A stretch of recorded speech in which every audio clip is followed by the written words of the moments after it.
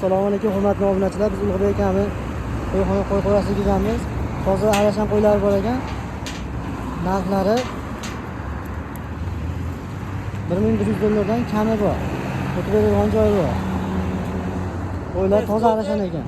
Bittasi endi tishibizda aka, bo'yi 90. Bo'ylari 90 ekan. Bittasi qo'zi. Bittasi qo'zi ekan, bittasi endi tish buzibdi.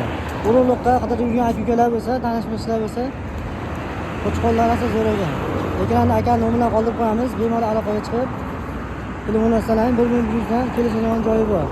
Bu videoda qo'y ishqibozlariga jo'natib qo'yamiz. Sog' bo'ling, salomat bo'ling.